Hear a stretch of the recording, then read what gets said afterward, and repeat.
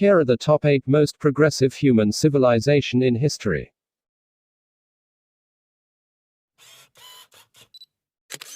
Number 1. Mesopotamia and Egypt. In about 3200 BC, the two earliest civilizations develop in the region where Southwest Asia joins Northeast Africa. Great rivers are a crucial part of the story. The Sumerians settle in what is now southern Iraq between the mouths of the Euphrates and the Tigris. Egypt develops in the long narrow strip of the Nile Valley. Rivers offer two main advantages to a developing civilization. They provide water to irrigate the fields, and they offer the easiest method of transport for a society without paved roads. Rivers will play an equally important role in two other early civilizations, those of the Indus and of northern China. Number 2. The Indus. It is not known whether contact with Mesopotamia inspires the first civilization of India or whether it is a spontaneous local development, but by about 2500 BC the Neolithic villages along the banks of the Indus are on the verge of combining into a unified and sophisticated culture. The Indus civilization, with its two large cities of Harappa and Mohenjo-Daro, expands over a larger region than Egypt and Mesopotamia combined. It will survive, in a remarkably consistent form, for about 1,000 years. Number 3. The Aegean.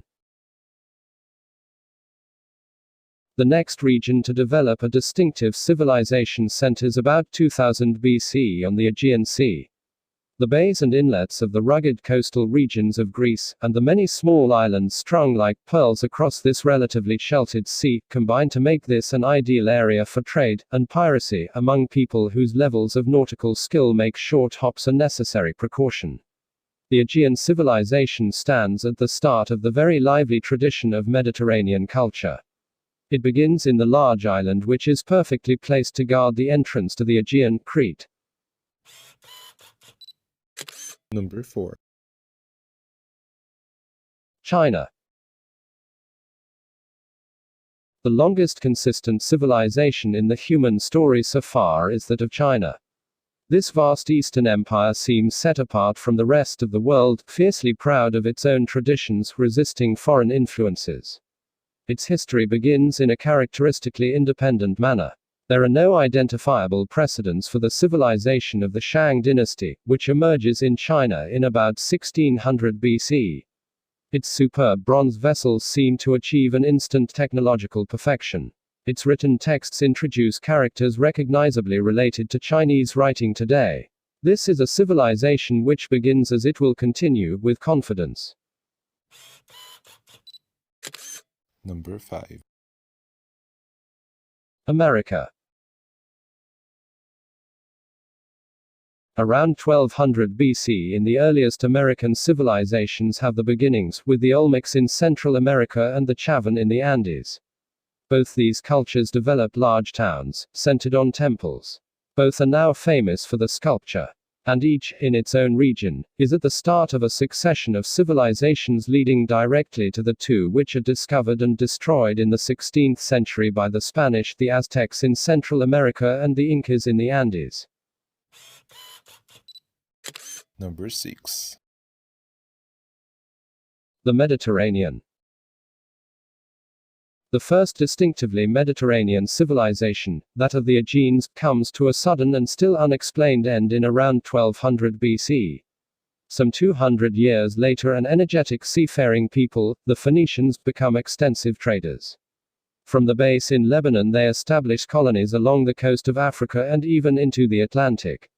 Their example, as Mediterranean imperialists, will be followed by the Greeks and then by the Romans. The Mediterranean becomes the world's most creative arena for the clash and synthesis of civilizations, a status which it has never entirely lost. Number 7. Regional civilizations. Regional civilizations started between on 400 to 1500 AD. with the dominance of Greece and Rome in the West both successfully managing a transition from pagan to Christian empires, of China in the East, and of strongly individual cultures in Central and South America. Each successive civilization in any region tends at this time to be a variation on local traditions. But sometimes there are upheavals which introduce an entirely new culture within already long civilized parts of the world. One such is Islam. The establishment of the Caliphate in Damascus and then Baghdad leads to distinctively Muslim civilizations in an unbroken belt from North Africa to North India. Number 8.